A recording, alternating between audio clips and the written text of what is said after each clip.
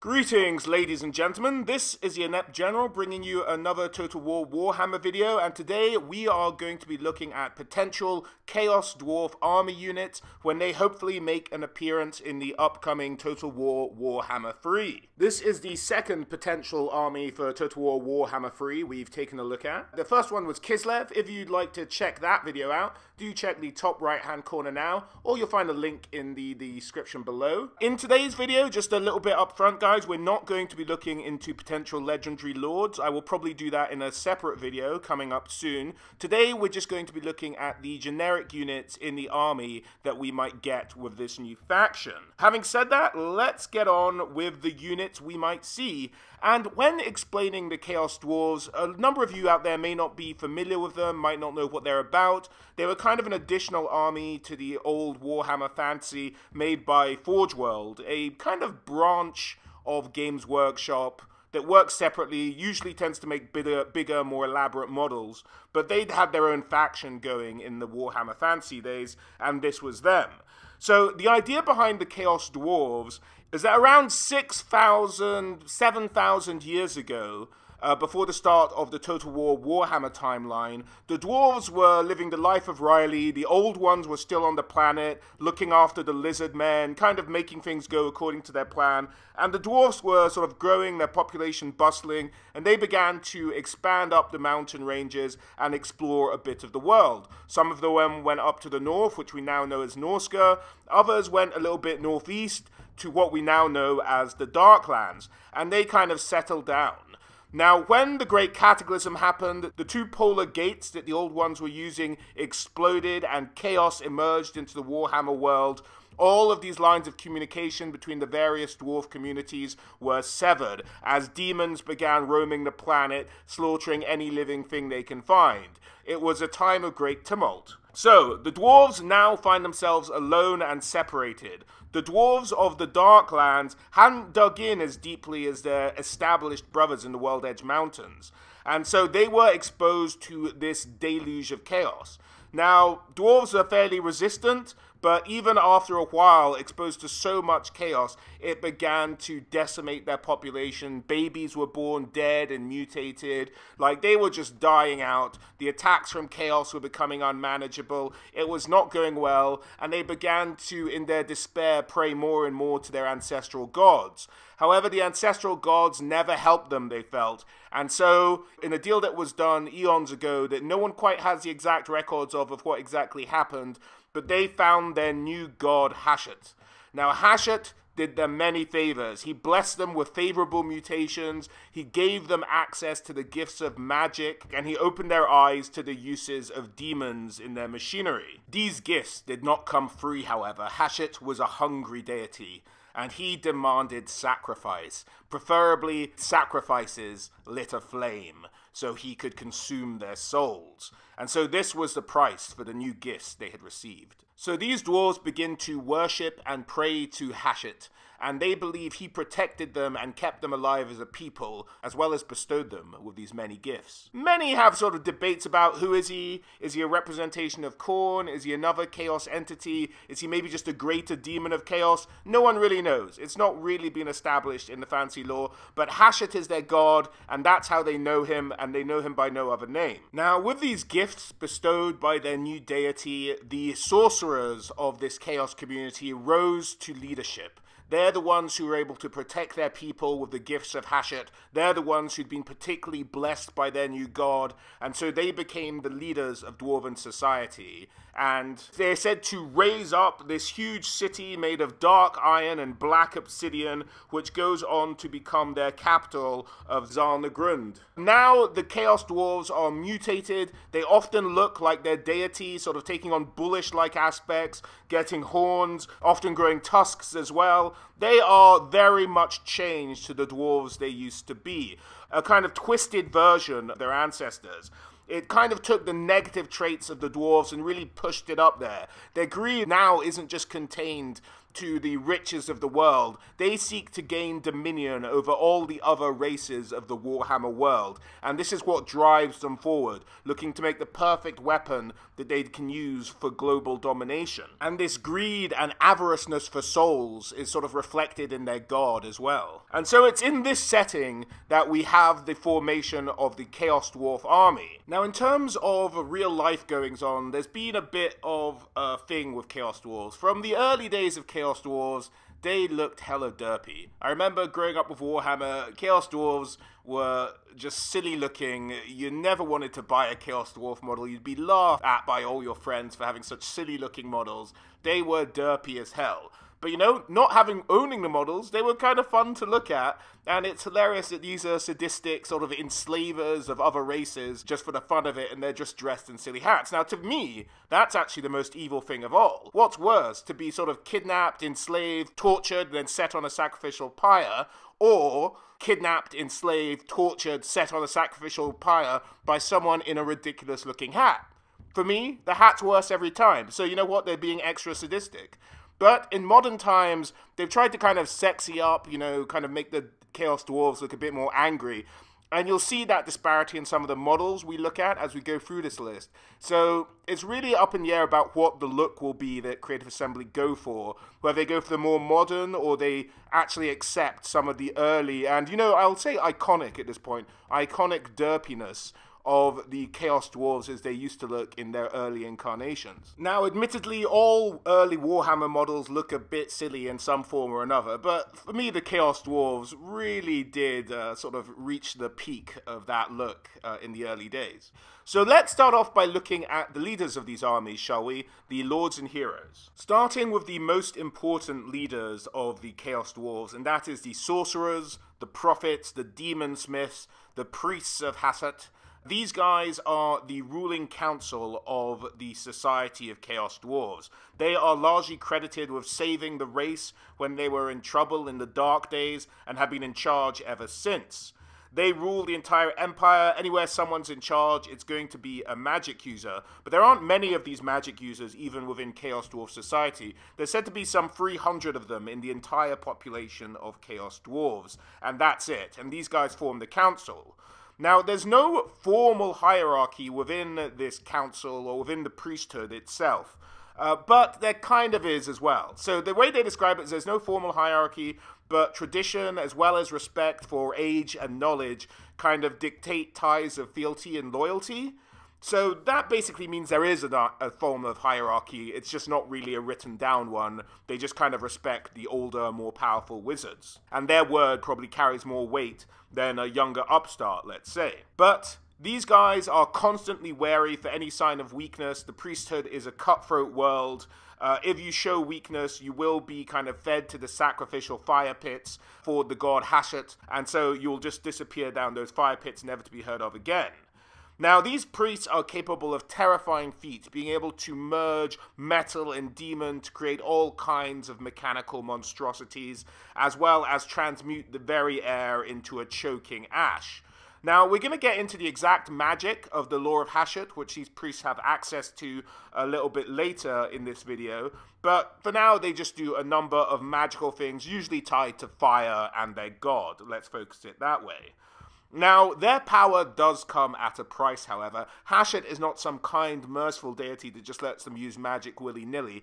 As they use up their magic power, petrification begins to take them over. Parts of their flesh, starting at extremities, begin to turn to stone, and eventually all priests of Hashut end up as stone statues. And this was the price for their gifts in life. So that's something that they're living with every day.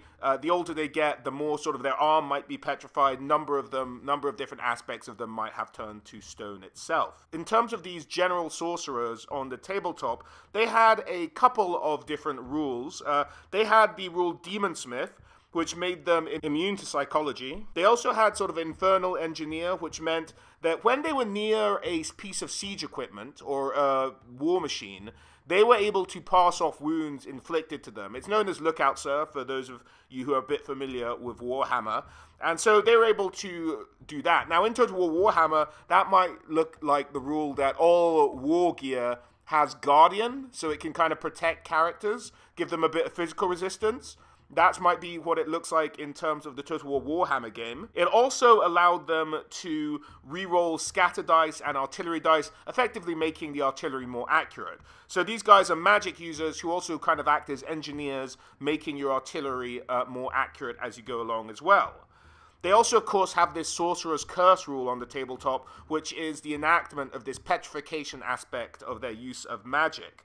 Now, this would mean when they miscast, it would be really bad for Chaos Dwarf Sorcerers, because they take the damage from a miscast, but then also take extra damage from the petrification that it would cause to them. This took the form of an extra wound if they failed a toughness test, but because they're more sort of turning to stone, it's harder to chop and hack at them. They're actually just bits of them. They have a stone arm, they can probably protect against weapons, and so they'd get a buff to toughness once in the battle.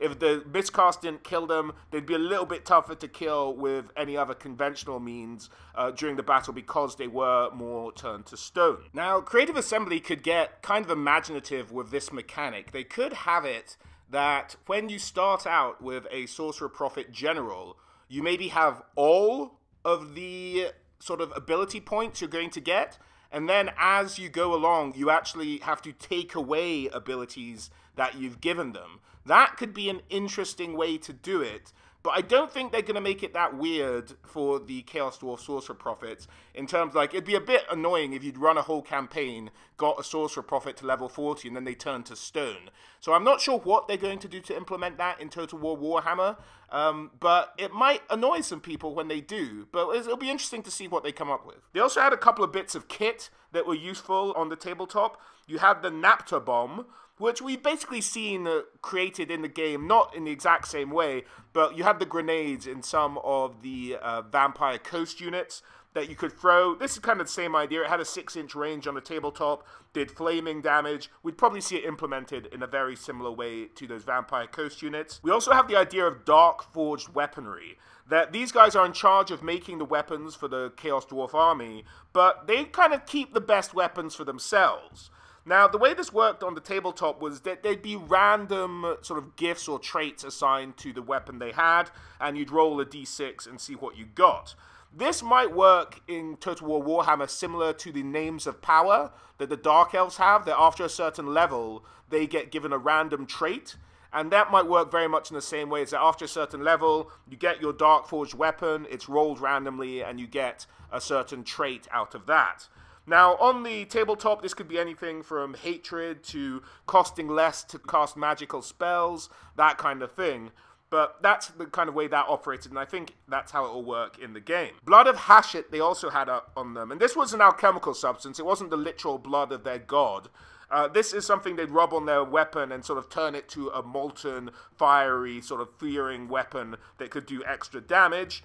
And that basically worked in close combat. You'd get this bonus to damage, and basically it'd be something you can pop in Total War Warhammer 2. You do extra damage in close combat as one of these sorcerers. So that's probably what it will look like. In terms of their mounts, originally when they sort of first made an appearance, they were able to mount the whole list of monsters. But I think Creative Assembly are going to focus on 2 flying mounts for our sorcerers and for the next unit we're going to talk about, which is the Chaos Lords, but we'll get to them in a second. The first unit that most closely is associated with spellcasters is the Lamassu, and there was also the opportunity to mount a Great Taurus. Now, we're going to talk about both these units in just a minute after I talk about the Chaos Dwarf Lords, and we'll talk about them then, but they might have both options, but historically, as the editions went on, they were more tied to the Lamassu, the Chaos Dwarf Sorcerers were, but then they kind of did away with the Lamassu at some point. But I think they're going to keep it for this version, but they might try and save budgetary-wise and not make an extra model. We'll have to wait and see. I'll talk about this more when we cover these 2 mounts a little bit later in this video. But that's about it for the Sorcerer Prophets of the Chaos Dwarves. They are the ones actually in charge of the society, and the ones most likely to make an appearance as lords in Total War Warhammer. Moving on from the Chaos Lords, we have, as I mentioned, the Chaos Dwarf Lords. Call them Chaos Dwarf Lords is a bit of a misnomer. It's how they were known in earlier editions of the game. But really what a more accurate description would be is that these guys are the generals, or sort of the most trusted military servants of the Chaos Sorcerers. because no one, apart from the sorcerers, are in charge. No one really holds out their own little thing. They all really serve at the behest of the sorcerers. So to call them lords is a bit wrong. The reason these sorcerers would have these generals is usually to go out and collect more slaves, to use in their mining pits, to use in their factories, to even just put on sacrificial pyres to please their god Hashut. Historically, these militaristic lords, not blessed with the gifts of magic, were more tied to a flying mount known as the Great Taurus. But again, in earlier editions, they could have either the Great Taurus or the Lamassu. It was either up to them. So let's talk about these mounts, shall we? First up is the Great Taurus. The Great Taurus makes its home in the volcanic heights and is the most sought after of all the creatures of the Darklands for the Chaos Dwarves. This terror of the crags and craters of ash and fire is a monstrosity to behold. Some say it's less of a beast and more of a manifestation of the rage and the deadly savagery of the Darklands themselves. Others, however, believe that the Great Taurus is in fact descended from the Chaos Dwarfs themselves. These were the Chaos Dwarfs who were the most changed during the time of woe, who were most mutated, and they went on to birth this kind of creature who looked very similar to their bull god, Hashut himself, and so were believed to be extra blessed by having this gift put upon them. However, not all of the people agree that these were Chaos Dwarfs to start with. They are kept when they're eventually caught in the infernal stable of crimson and bronze beneath the great temple of Zarna Grand, and the sacrificial pyres of the victims they have burning down there are to appease these Great Taurus, as well as, keep them nice and toasty in these volcanic magma pits. Now, a select few of these Great Taurus are said to grow to immense size and effectively become immortal, meaning that they can only die to sort of some kind of violent interaction, being stabbed and stuff will still kill them, but they'll live on forever if left to their own devices. And these went on to be known as Bale Tauruses, as you can see here. But these were kind of a later addition to the game, and they did kind of split the tabletop rules for the Great Taurus themselves. So let's look at those tabletop rules. They have a blazing body. Now, this is a rule that a couple of units in the Chaos Dwarf army have, but it means that they'll basically have an aura of damage around them that does flaming damage to both friend and foe. So if you have a lord on a Great Taurus and you don't want to charge him into a melee happening with your own units, you want to charge him in almost by himself, because he will hurt his own units when he does dive into combat, and he gets a bit too close to them. These creatures of flame and ash also, of course, cause terror, and they do something called Fueled by Fire, where fire magic spells cast upon them won't only not hurt them, it will actually heal them.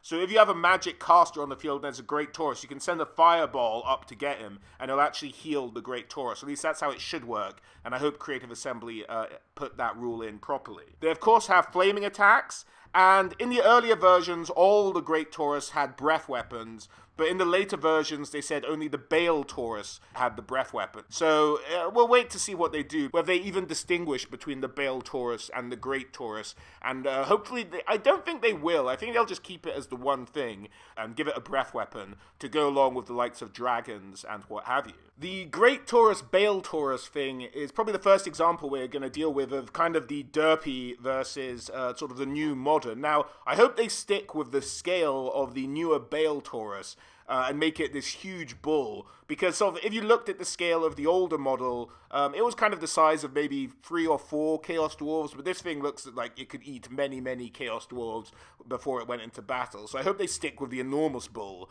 rather than the smaller one. And I do like the red coloring, though. The idea of it being a flame could be a bit more accentuated in the more modern model. But looking forward to seeing the Great or Bale Taurus, or a combination of the two concepts, on the battlefield in Total War Warhammer. Now, this mount was the favorite of generals, martial generals, not sorcerer generals. So that's the idea. Typically, this has been the combination, and I think Creative Assembly will probably stick with it. So these were most likely to be the mounts for the Chaos Dwarf Lords, as we discussed. Maybe Chaos Dwarf Generals is more accurate. So they'll probably have the Great Taurus mounts. Now, on the other side of this issue is the Great Lamassu, of the body, again, of a gigantic bull, but described as having a massive, ugly head. Now, I don't know if the Chaos Dwarves describe it as a massive, ugly head, as it very obviously looks like the head of a Chaos Dwarf. The Lamassus are thought to be a rare mutant of the Great Taurus, and the existence of which seems to kind of confirm the theory that the Great Taurus is a descendant of mutated Chaos Dwarves themselves. Because, you know what? It looks like a bloody Chaos Dwarf. If this is an offshoot of the Taurus, the Great Taurus are probably descended from Chaos Dwarves as well. The creature is said to have been considerably intelligent, so perhaps actually more intelligent than the Taurus, more active and, you know, having a dwarf-looking face. It doesn't have a breath weapon, but it does have the ability to breathe in the winds of magic and then exhale an aura of magical protection around itself.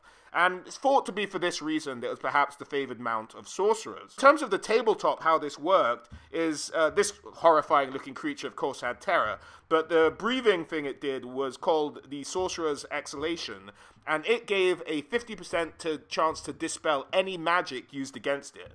So no matter what spell used against the Lamassu, it could dispel it, 50% chance, and it had a -1 chance to hit it with any kind of magical weapon. This is a bit too specific to do, I think, than what they're going to do in Total War Warhammer in terms of lowering melee attack for magical weapons alone. But I think what they're going to do is give it a debuff area around it of maybe minus melee attack, and give it a really high magical resistance, like an exceedingly high magical resistance. And that's kind of how that would work. Or even a magical ward, perhaps, is a way they could do it. So that's how I think it'll be implemented in the game. So if they stick to the lore and how it eventually evolved, these guys will be the mounts of the Sorcerer Lords. We may also get feral versions of each creature as we had in other armies as well. So I think those will be the two primary lords in the Chaos Dwarf army, along with their mounts. But there may be the option of a third that could be introduced by Creative Assembly, and that is the Bull Centaur Lord,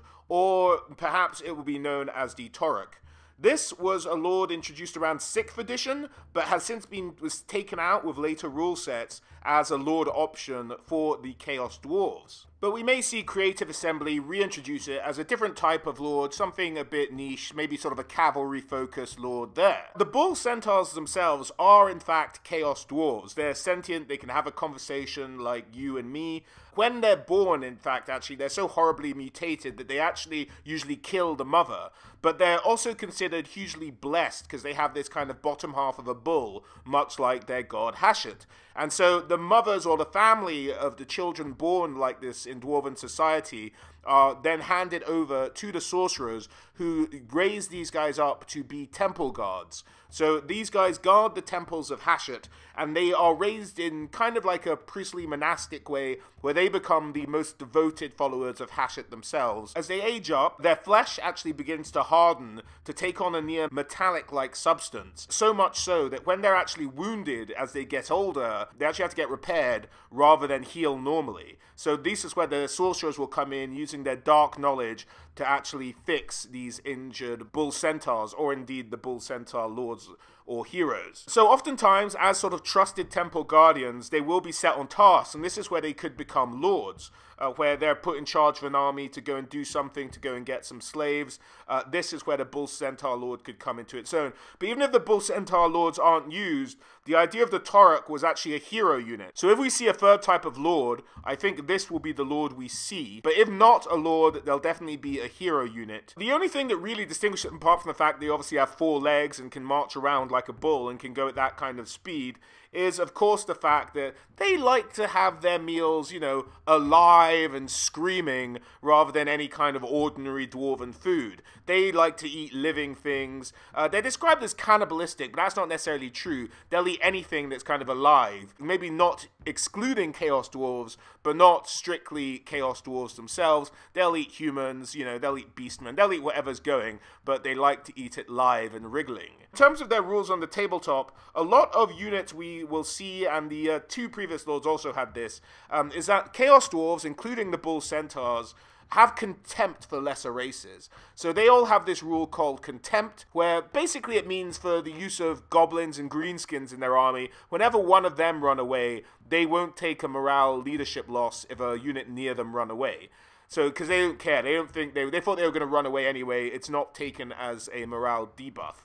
So we've seen that in other armies as the expendable rule in the Skaven, for example, but that's a rule to keep in mind for all the Chaos Dwarf units we talk about in this video going forward.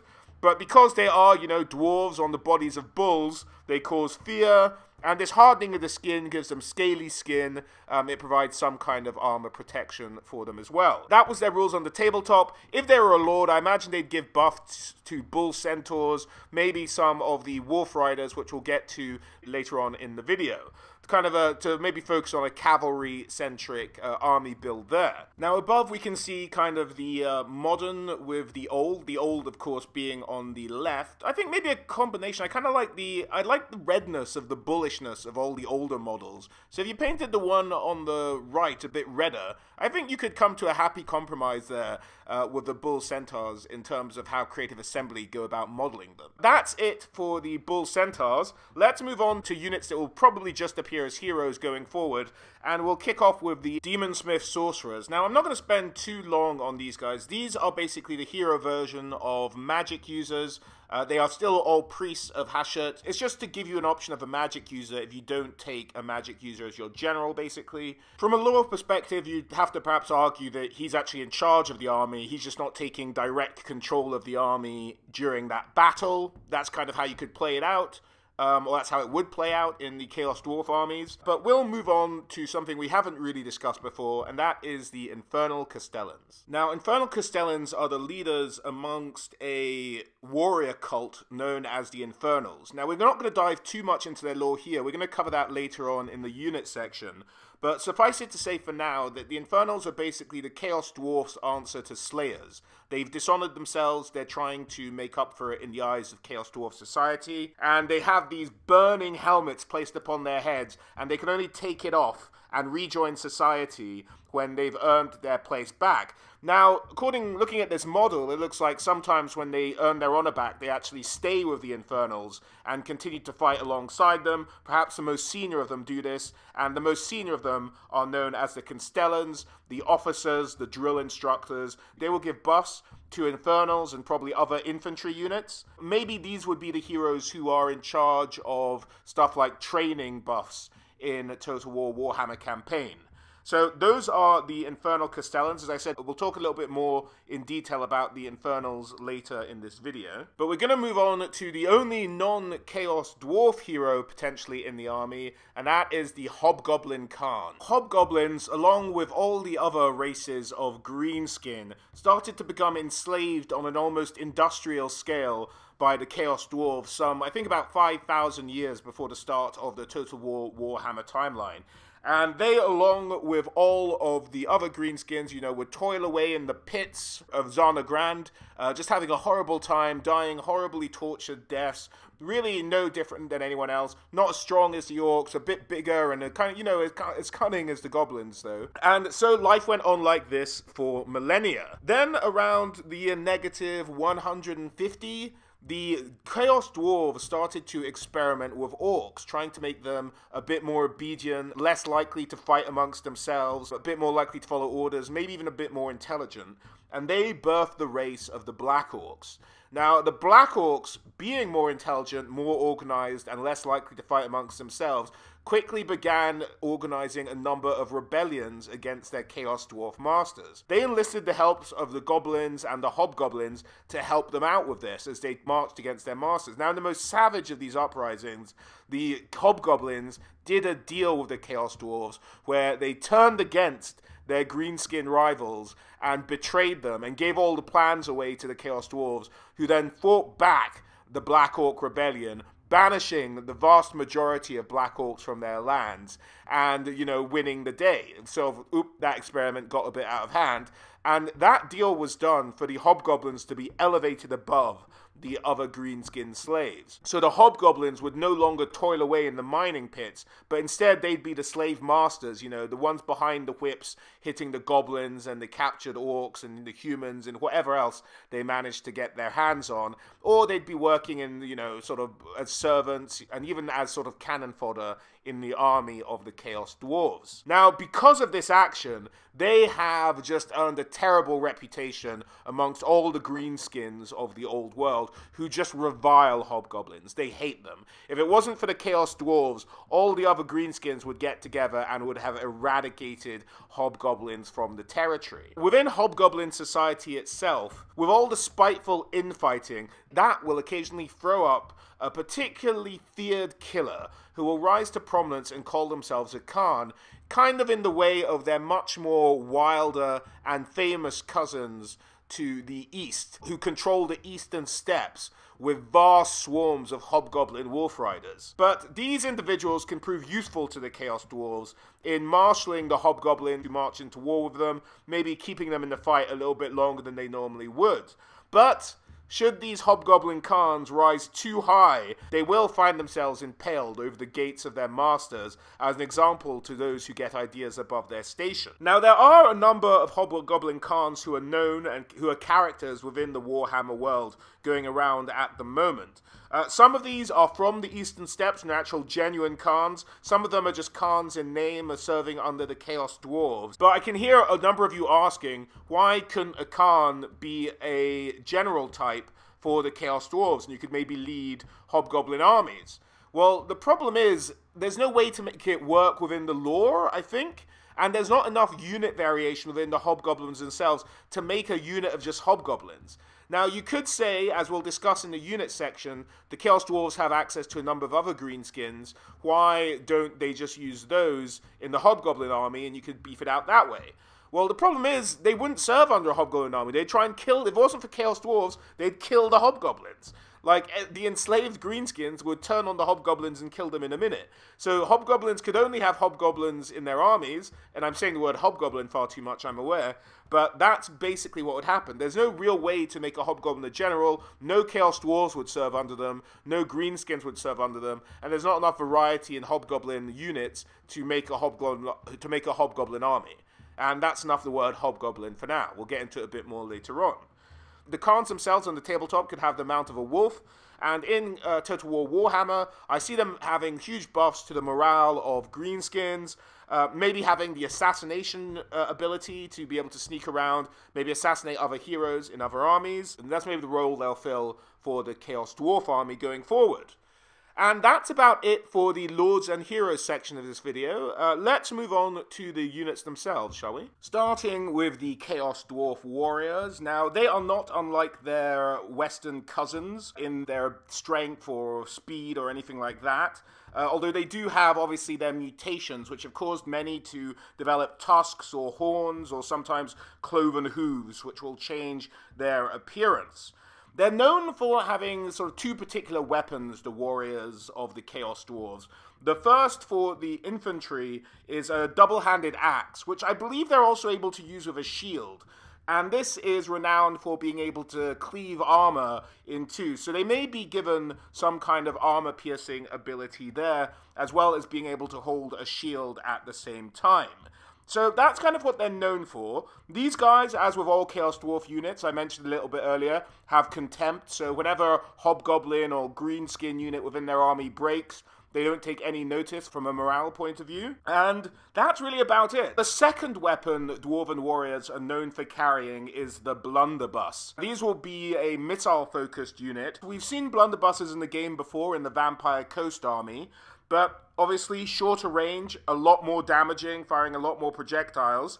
And the blunderbusses of the Chaos Dwarves are very flexible pieces of equipment. You can really stuff almost wherever you want in a blunderbuss to shoot it out. Whether it be shards of spiked iron, lead shot, coals, or even just scrap metal, the weapons are very versatile. The way this worked in the tabletop was that you're actually able to fire at multiple units, which was quite rare for the tabletop if you weren't an artillery piece with the blunderbusses. They'd fire in an arc directly in front of them, and they'd just take out whatever was there.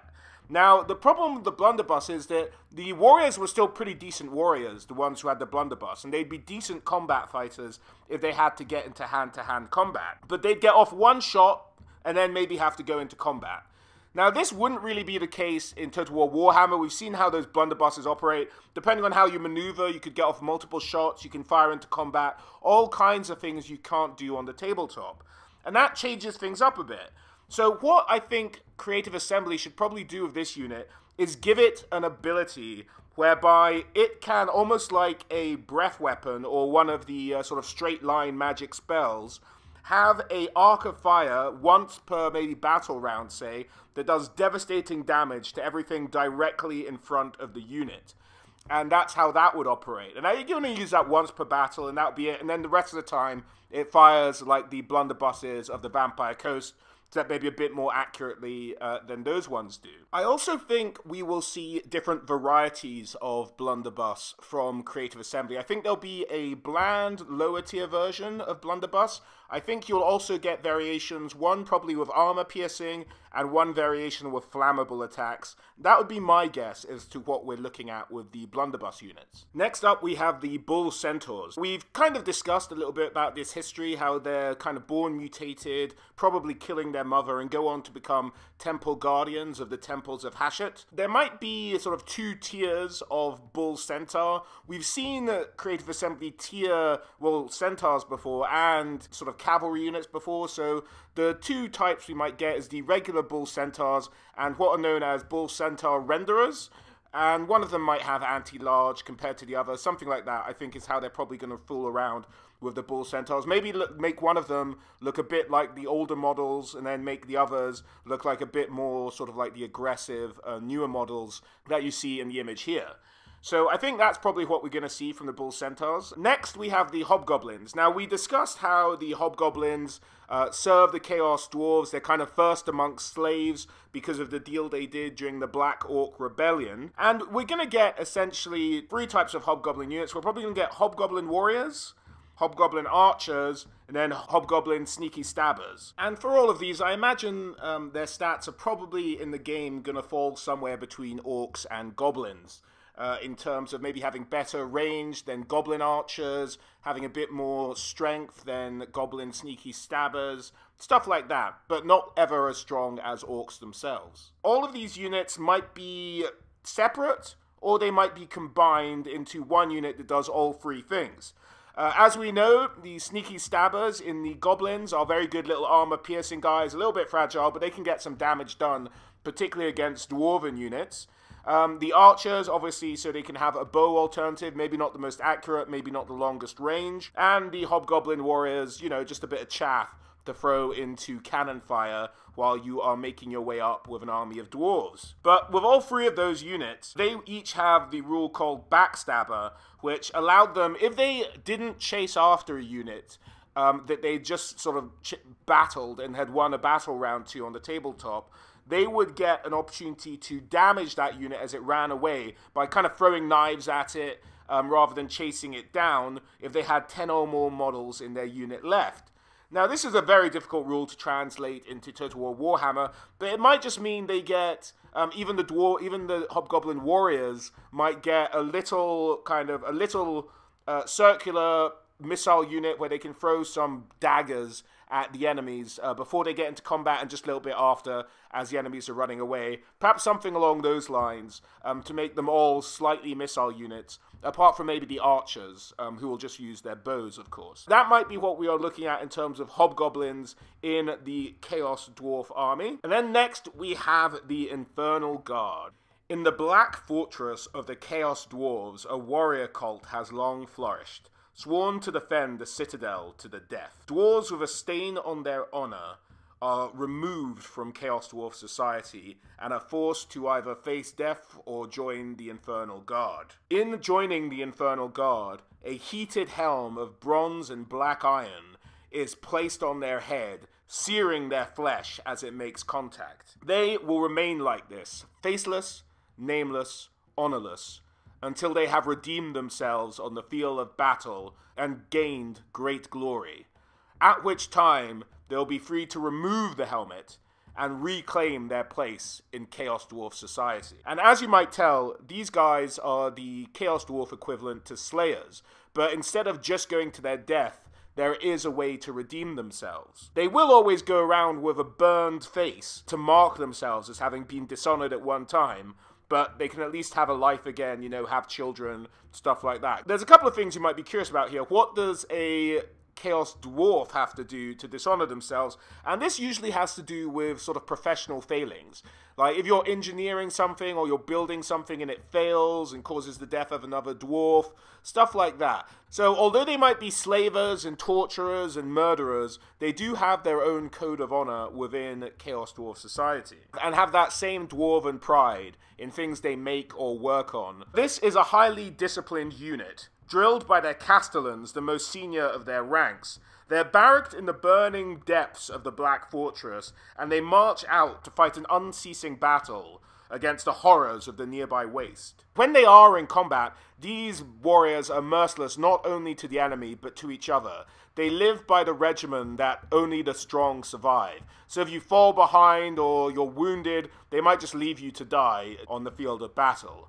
The greatest of these warriors become known as Ironsworn, the personal bodyguard of the sorcerers of the Council of Hashut. In terms of their rules on the tabletop, they had a couple. The first one being a black shard armor. This is the idea that they make chaos plate that is used by the Chaos Warriors, which is as sturdy as any armor you'll find in the Warhammer world. But uniquely to the Infernal Guard, there's an added tint on their plate that makes them resistant to both heat and flame. This is from living in the sort of fiery pits beneath the Black Fortress, and also handy in battle against, flammable things like dragons and the like. It gives them a pretty good armor save and an even better save against flammable attacks when they face it, so we'll probably see an interpretation of that in Total War Warhammer. Their weapons are also fairly unique. They use fire glaives. Now, these are compact, heavily constructed, repeating handguns.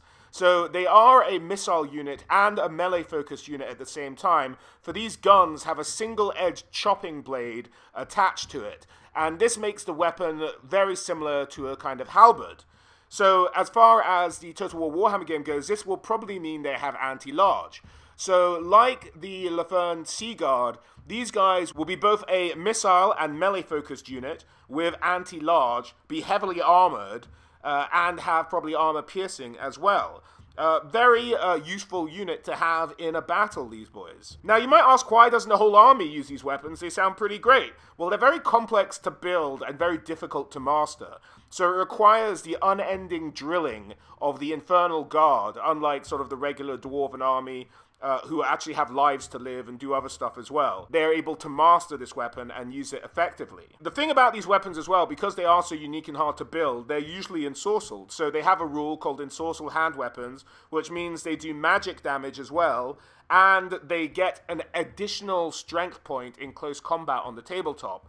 So basically it just means they'll be very good in close combat as well as being able to shoot probably armor-piercing missiles as well, because it's a gun. There's just one last question, really, about the Infernal Guard, and if, like me, you were curious, how on earth do they get the searing hot iron helmets on their head and not burn their beards off or set them aflame? You've got me. It's never really explained. Magic, I guess. But that was my big thing when looking at these guys. How on earth did they do all this without setting their beards on fire? So that is the Infernal Guard, probably the backbone of an elite Chaos Dwarf army. Next, we have the Hobgoblin Wolf Riders. Like the Goblin Wolf Riders, maybe a bit hardier, maybe a bit slower. We'll have to wait and see what Creative Assembly do with them. And there would also be the Hobgoblin on Wolf Rider with bows, which would be particularly handy. Now, where these guys are hugely advantageous is that often with Dwarven armies, once you make a unit break, there's not a lot of options you have in terms of chasing up and killing a large number of them, and these Wolf Riders would really fill that gap in a Dwarven army. If you can fight them and get them to break, then these guys can really mop up in the back lines. We've seen a lot of Wolf Rider units in the game already, so they'll probably behave in a very similar way to that. Now, the Chaos Dwarves also have access to a number of other greenskin units, namely the Black Orcs. So after their failed experiment and the rebellion of the Black Orcs, the Chaos Dwarves did try and drive the Black Orcs out of all their cities and settlements, and mostly sort of decimated or scared away most of their number. It said they allowed a few tribes to linger around the wastes to be recruited into their warbands. Now, the Black Orcs will not be allowed to enter any of the Chaos Dwarf cities. So you could have a thing whereby Black Orcs in the Chaos Dwarf army cannot replenish when they're in a settlement, or actually maybe even just die if they come into a settlement.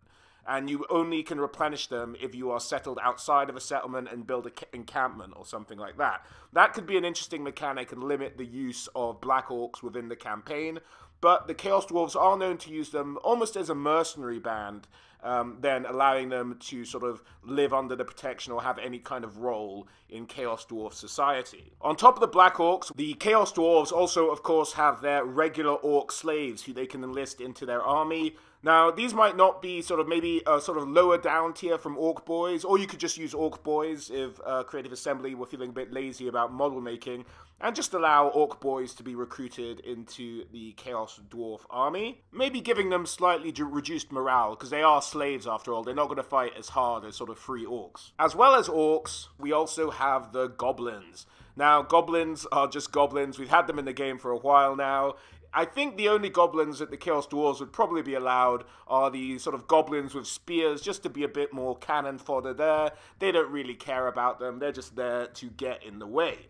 So goblins are also still used, as they have so many slave goblins still down in the mining pits. Next, we are looking at the slightly more demonic creatures in the Chaos Dwarf roster, and we are starting with the Kadai Fireborn. The Chaos Dwarves sought to create a race of beings that were half demon, half raging inferno, drawn from the magma of the deep earth and birthed in the boiling blood of Hashut's burning sacrifices. This was done in search of the perfect weapon that the Chaos Dwarves are always looking to create to enable them to dominate the known world. After many years of experimentation, these creatures were eventually given form in an armored framework of articulated iron and rune-stamped bronze. What they had created was an almost mindless elemental force of destruction that lasted ever so briefly. And so, when these creatures needed to rest, they took the form of simply cold and silent metal armor, until required in battle, where they burned bright and terrible, if only briefly. The process to create these creatures is costly and arduous in the extreme. Only the most powerful sorcerers can hope to create them. Many have died trying. Their numbers are so limited, in fact, that many believe that these creatures are just legend and don't exist at all. On the tabletop, these warriors of flame have a couple of different rules. They, like the Great Taurus, have blazing body, which, if you guys remember, means that no matter what's around them, friend or foe, they will have an aura of damaging flames. So don't put them into battle necessarily with a whole bunch of friendly units. They will hurt your guys as badly as they're hurting the enemy, short of attacking them, of course. And they also, because of this burning aura, receive a -1 penalty to hit, which gives them a bit more resilience as well. So you could maybe have this as a burning aura around them. We've seen that in Total War Warhammer before in terms of a damaging aura for certain units. And they maybe have physical resistance as well. They're also bound fire demons. So this means that they suffer from all the rules of demons. Any spells that particularly affect demons would affect these guys. And in Warhammer 3, we're going to see a lot more demon-specific magic coming up, I think. So what that would mean, basically, is they have a ward save, but they also have an extra bonus versus flame attacks because they are creatures of flame as well. They also have Burning Bright. These guys are temporary. They sort of burn brightly and are extinguished from existence. This means that on the tabletop they take a toughness test. In terms of Total War Warhammer, this makes this unit a little bit unpredictable. In fact, these guys might actually only appear as a summoned unit on the battlefield by your sorcerer. That's how they might make an appearance, because the idea is that they're kind of temporal, they're burning so hot that they can only exist for a certain amount of time in this realm. And if they fail toughness tests on the battlefield in tabletop, they take wounds. They take D3 wounds if they fail the toughness test. That means they could last all battle, or they could be extinguished sort of halfway through or even at the beginning. So it's a bit of a toss-up there in terms of what they can do and how they'll appear in Total War Warhammer. They also, of course, had the rules Fear, Unbreakable, Flaming Attack, and like all demons, they were unstable, which means they didn't sort of run away through morale, they kind of disappeared back into the warp. So that's the rules for the tabletop for the Kadai Fireborn.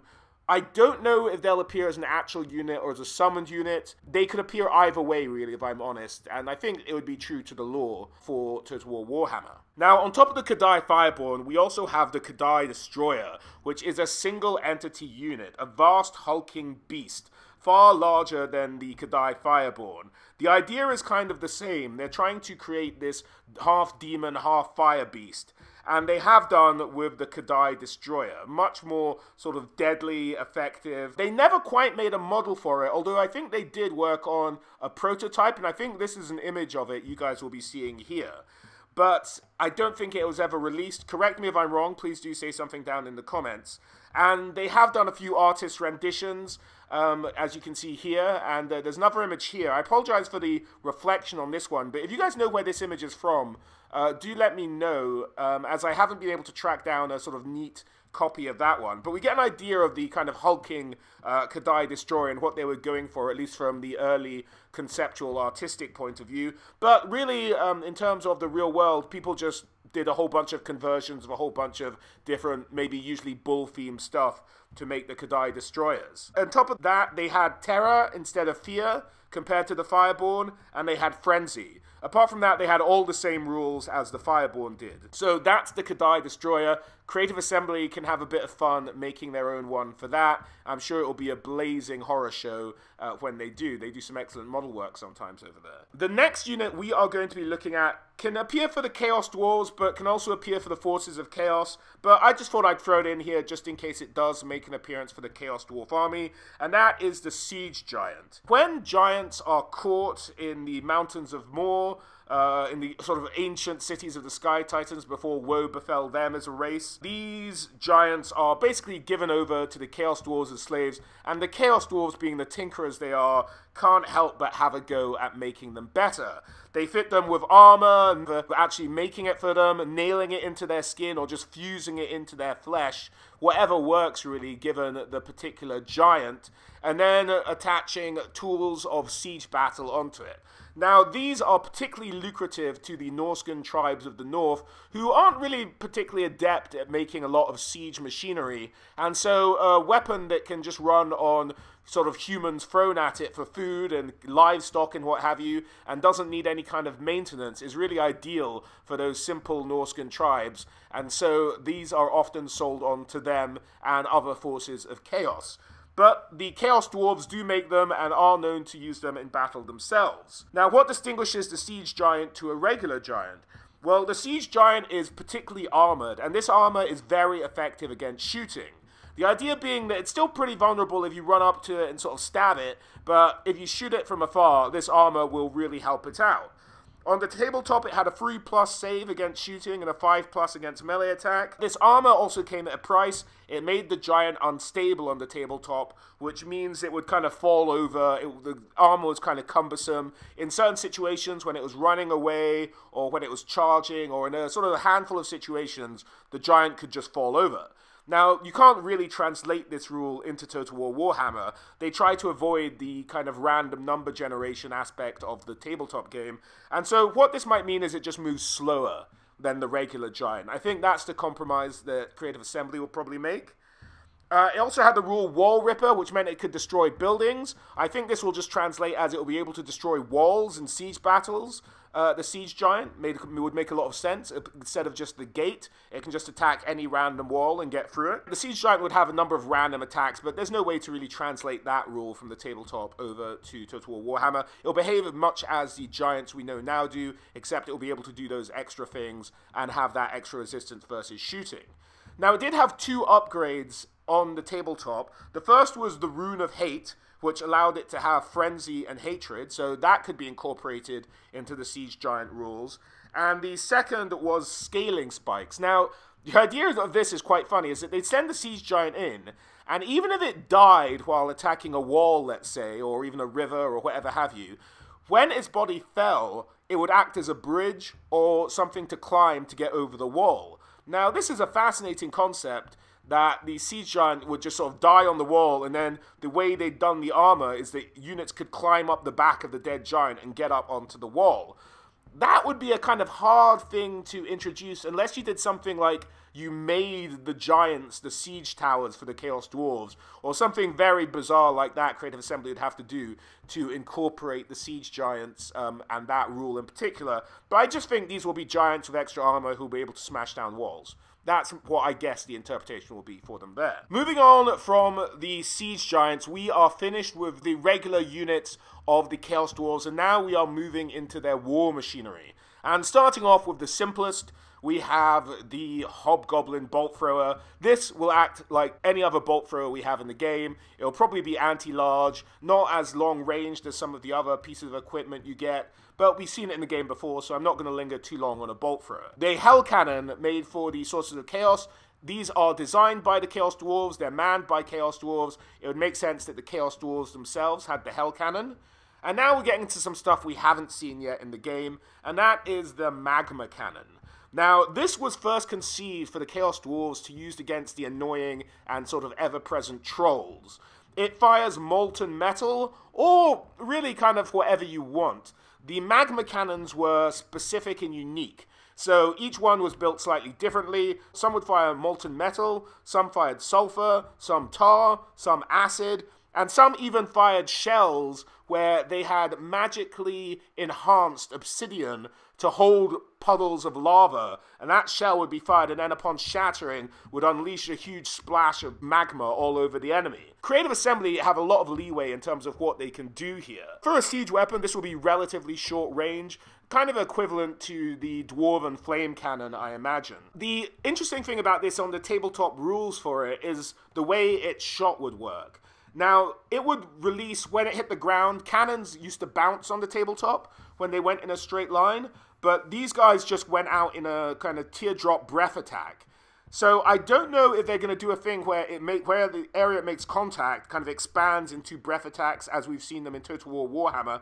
That'd be a very interesting way of doing it, kind of a splashing effect of when the magma hits the ground and splashes into the enemy ahead of it. That could be an interesting thing to see. They could make this a very visually interesting piece of siege equipment that could potentially be very devastating. Now, the next few pieces of siege equipment we're going to be looking at are going to be golden oldies, and they're kind of modern sort of counterparts, but let's get into it, shall we? The first one we're looking at is the Death Rocket. Now, as you'll see, this is one of the golden oldie models, and the Death Rocket is made of a synthetic chemical propellant. Now, this is a horribly toxic material, and the slaves in the factory that make it die very often. That is, if they're lucky enough to avoid the frequent explosions that occur within said factory. The dwarves are known to have had a very long time of experimenting with rockets. The largest rocket they ever built was actually a rocket called the Hammer of Hashut. Now, this was a huge thing that soared into the sky, but eventually sort of went in the wrong direction and threatened to hit their capital straight on and completely destroy it. Luckily, however, sort of wind and a bit of chance, and maybe Hashut himself, moved the rocket over, and it landed on a nearby goblin encampment, absolutely decimating it and rendering it into nothing but a smoking crater. Now they do all their rocket experimentation in the wastes of the south, and this sort of led to the development of the Death Rocket, a nicely sized rocket, nothing too big, something semi-manageable. In terms of the Death Rocket's rules on the tabletop, it was kind of inaccurate. This thing, the idea was kind of a jokey, it would kind of fly all over the place and then explode. That was the whole thing with it. So this would be very much like the Empire rocket, an inaccurate weapon if it ever fired. And as you can see on the model, it's a single shot weapon. So maybe an early on piece of war machine you get that could maybe upgrade into the next piece of equipment we have, which is the Death Shrieker rocket launcher. It actually shoots fire spirits, summoned forth from Hashut's sacrificial pyres. Thus the name, as these spirits shriek as they're fired across the sky. They detonate in the air and then sort of fall in multiple projectiles down to the ground, a sort of airburst effect. Now, we've seen this with the Regiment of Renowned Skaven Mortar team that had this kind of effect, and we've seen it in a couple of other units as well, I think. But we know that they can do it in the game, and that's probably how it will show if they bring in the Death Shrieker rocket launchers to Total War Warhammer. The Shrieker also had another option to actually just use a rocket, rather than, fire spirits. And so the alternative ammunition for this was a demolition rocket, which had a crown of spikes on its end, so it could stick into a single target and really help take it out. This would be an ammunition switch like we've seen on the Elven bolt throwers, whereby this is more for single large enemies to hit them or blow them up, or to maybe take out some walls or gates, and the other shrieking fire spirits for massed groups of units to really cause maximum damage there. So we'll probably see that's how these rules are implemented within the game. In terms of their other rule, the fire spirits are of course flaming damage, and that's about it. We could argue that maybe the demolition rocket, as it's called, could be an old death rocket, just made a bit more accurately, kind of rendering the death rocket redundant. So we might not see the death rocket, we might just see the Death Shrieker rocket launcher, and the idea is they kind of incorporate the death rocket concepts with the Death Shrieker concepts and make it one unit as opposed to two. That is a possibility of what Creative Assembly might do. The next couple of units also have this same issue. We start off with the Earth Shaker cannon. Now, this was an enormous shell that would be fired from this mortar-like cannon, and it would lodge itself deep into the ground when it actually landed, and then explode, causing a huge shockwave, and really decimating everything directly above it, and knocking nearby enemies to the ground. It was also a very hefty piece of equipment, and so it was very hard to damage. In terms of the tabletop rules, it did D3 wounds to units it hit, so this would actually mean that it was particularly effective against large by itself, the Earthshaker cannon, because this was a rule most useful against larger enemies who had more wound. And when it did hit the earth, there were rules on the tabletop for what exactly happened. If you rolled a 1, you'd get Quake. That's the best result for what you could hope for. That means any units in the shockwave area, not just the immediate blast, couldn't move, they couldn't attack, and they couldn't shoot for that turn. If you rolled a 2 to 5, the units would get half movement and they couldn't shoot. And if you rolled a 6, it had no effect at all. It just exploded in the air and didn't really do that much damage to anyone. So those were the options in terms of what the rocket could do on the tabletop.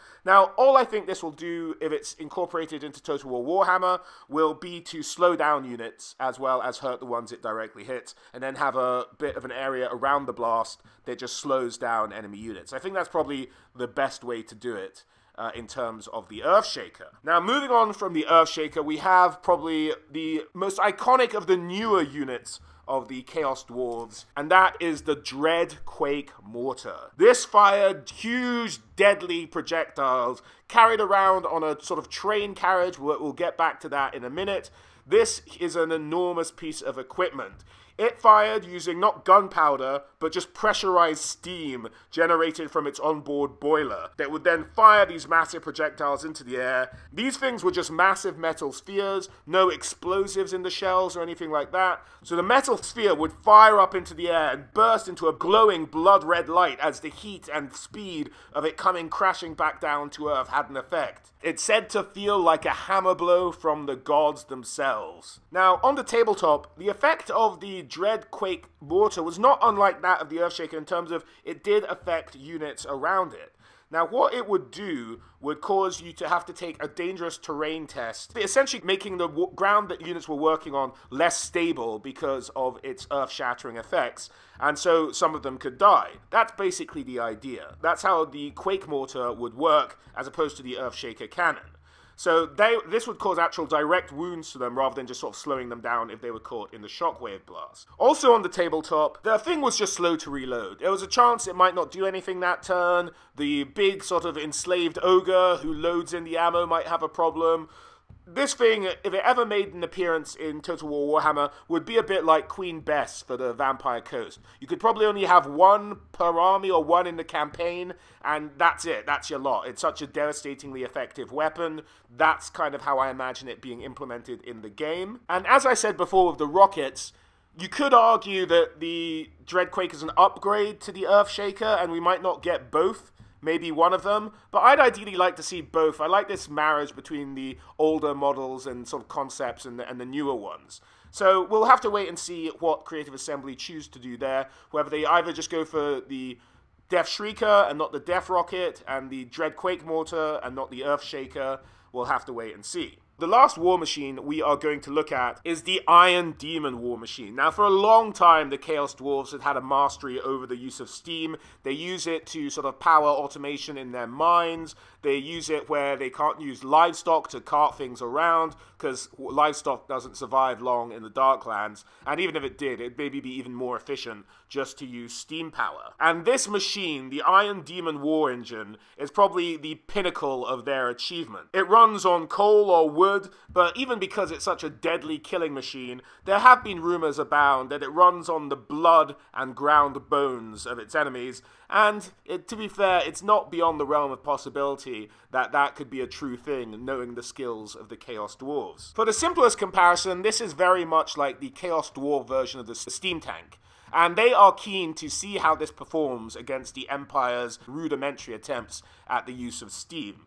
But they operate in kind of the same way on the tabletop. They're comparable. One thing that the Iron Demon war engine can do, you'll notice it looks a bit like a train. And as I mentioned before, the Dread Mortar goes around on what looks like a train carriage. This can indeed cart the Dread Mortar around the battlefield, but I can't see how they implement that in Total War Warhammer 3, I'm going to be honest. It would be straight, it would be a weird thing to do. I don't know how you'd get it to attach and then stop, or maybe it'll just come as one unit. You'd have the Iron Demon war engine at the front, and then the huge mortar at the back. Now, the Iron Demon war engine has a couple of rules. It has a sort of twin cannonade at the front, and it can actually fire while moving, but the stuff it hauls around on the back, such as the Dread Quake mortar, won't be able to fire while it's moving. Once it stops, the Dread Quake mortar can fire, but when it's moving, this thing can fire by itself. It's very highly armored. It does impact hits when it charges into an enemy. It causes terror because it's a bloody train coming at you. It has a rule called lumbering and unstoppable, and that's just the idea that it can kind of move through buildings and sort of lesser obstacles. Not really relevant. You kind of do that anyway with anything in Total War Warhammer. And it has Skull Crusher, allowing it to do apparently more damage to buildings. So that's kind of the rules it had on the tabletop. I think we might just see it implemented as a steam tank. I don't think we're going to have the mechanic where it can actually cart around the Dread Quake Mortar with it. I don't think we'll be able to see that, but it might come as one huge unit, in which case they should definitely limit the amount you're able to have in the campaign, and maybe just don't allow it in multiplayer or something like that. I think it'd just be too devastating a combination. But that is the Iron Demon war engine.